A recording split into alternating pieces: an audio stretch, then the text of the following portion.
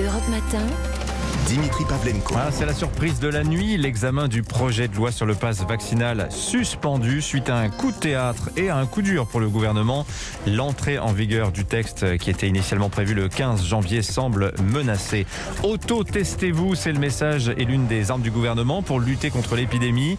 Mais la fiabilité de ces tests à réaliser soi-même pose question. Enquête, explication dans un instant.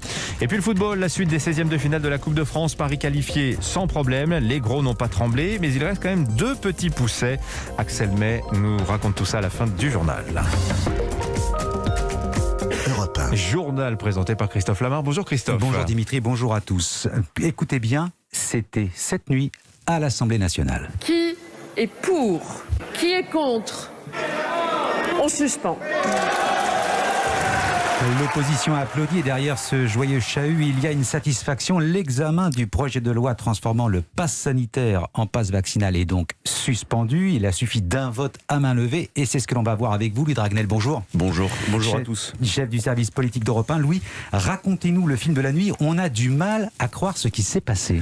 Alors tout d'abord, ça peut faire partie du jeu parlementaire, un jeu démocratique, rappelons-le, en théorie, anticipé par le gouvernement, surtout avec des textes aussi sensibles que l'instauration du pass vaccinal.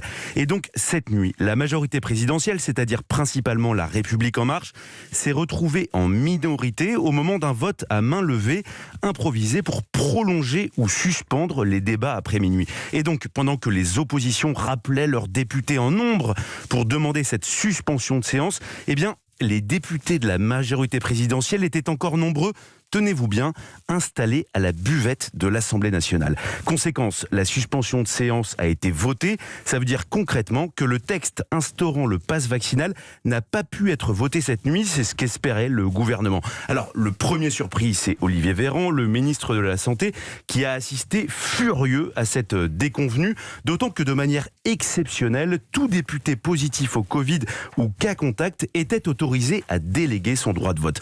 Ça tombe vraiment mal pour le gouvernement qui espérait une entrée en vigueur du pass vaccinal dès le 15 janvier. Après ce revers politique, l'exécutif va donc revoir ses ambitions d'agenda. Merci Louis Dragnel. Alors autre épine dans le pied de l'exécutif, c'est le variant Omicron. Il n'en finit pas de se propager. Voilà que le doute s'installe à propos de la fiabilité des fameux autotests. Les autorités comptent aussi sur cette arme pour freiner l'épidémie. Le recours aux autotests devient un réflexe à l'école où le nouveau protocole prévoit l'autodépistage pour tous les camarades d'un élève testé positif et plus généralement pour tous les Français. Mais quelle valeur lui accorder par rapport à un test PCR ou antigénique? Fiabilité proche de 80%, affirme la haute autorité de santé. Mais dans les faits, ce n'est pas si évident, Nina Droff. Absolument, car ce taux de fiabilité à 80% a été obtenu lors d'études où les testeurs étaient sous la surveillance de personnel de santé. On peut donc imaginer que ces tests ont été réalisés correctement. Or, dans la réalité, en se testant eux-mêmes, les patients peuvent commettre des erreurs. Et ce sont ces mauvaises manipulations qui donnent souvent des faux négatifs, selon Jean-Paul Stahl, professeur en infectiologie à l'Université de Grenoble. Si vous faites un mauvais prélèvement, vous avez beau avoir une bonne technique, évidemment que le résultat est nul. C'est surtout là-dessus que ça pose un problème. Une étude suisse parue dans le journal des maladies infectieuses détecte un autre biais potentiel dans l'étude de fiabilité de ces tests. Après avoir comparé les résultats de tests PCR et d'autotests sur des personnes contaminées, l'étude fait en effet état d'une sensibilité de seulement 69% pour les personnes symptomatiques, qui descend jusqu'à 44% pour les personnes asymptomatiques. Jean-Paul Stahl. Ce genre de test laisse passer les gens qui excrètent peu de virus. Les charges virales doivent être relativement importantes pour que le test soit fiable. Cependant, si un autotest est positif, il y a quand même 99% de chances que ce résultat soit exact. Explication Nina Droff. Alors parmi le train des nouvelles mesures pour lutter contre la propagation du virus, la plus commentée, sans doute la plus brocardée aussi peut-on dire, c'est sans doute l'interdiction de boire debout dans les bars. Et depuis lundi, c'est la même règle pour tout le monde. Impossible de boire son café debout, devant le comptoir. Poser le coude sur le zinc, c'est une habitude et presque une tradition chez nous. C'est peu dire que la mesure effectivement suscite l'incompréhension. Reportage de Maximilien Carlier à Lille. Devant ce bar rue Royale, Amélie et Célia, prêtes à déguster leur pinte de bière. Elles sont assises toutes les deux et ne comprennent pas en quoi l'interdiction de boire debout va diminuer la circulation du virus. Ça change absolument rien de boire debout ou assis, ça change rien. C'est pas pour autant que le Covid se déplacera pas en fait. Il y aura juste un peu moins de convivialité, insiste-t-elle. Cette nouvelle mesure excède en revanche plusieurs patrons. Ça décourage les gens de venir dans un bar, ils ont peur. Ils ont peur de se faire remettre à leur place tout le temps, quoi. Même nous, on a marre de répéter tout le temps. S'asseoir le masque, le pass sanitaire. On n'est plus dans un bar pour prendre du plaisir. Ça devient compliqué. Compliqué de devoir encore faire la police. Pour certains, cette contrainte va surtout créer de nouvelles jauges. Hugo, gérant du shopping. On a un bar un petit peu match de foot et ambiance, et du coup forcément les gens ne peuvent pas s'asseoir le jour de match de foot quand c'est complet. Assis, on doit être à une soixantaine, je pense. Debout, tu peux passer à 80-90, tu peux perdre 30 personnes, quoi. Donc oui, forcément c'est contraignant. Mais bon, mieux vaut rester ouvert. Selon ce cafetier, on ne va pas trop se plaindre, explique-t-il, surtout quand on voit les restrictions dans d'autres pays. Lille, Maximilien Carlieu, Europe 1. Pardonnez-moi, 7h05 sur Europe 1, c'est un symbole en péril, direction l'Alsace, où Caddy, le célèbre fabricant de chariots, est en cessation de paiement. Allez, on a tous poussé un caddie un jour ou l'autre, et si on ne l'a pas poussé, on en a vu un, le plus souvent sur le parking d'un supermarché. L'entreprise presque centenaire emploie aujourd'hui 142 personnes. La suite de son avenir s'écrira ce matin devant le tribunal de commerce. Les juges devront fixer les conditions de sa mise en redressement judiciaire, le 3e en 10 ans. Un coup dur pour les salariés. Reportage à Detwiller dans le Bas-Rhin, Mélina Fachin. À la pause cigarette, les salariés de Caddy sont dépités. Ils sont encore 142 à travailler sur le site et la plupart ont appris hier matin, en revenant au travail, que leur entreprise est désormais en cessation de paiement. Je travaille depuis 29 ans ici, moi.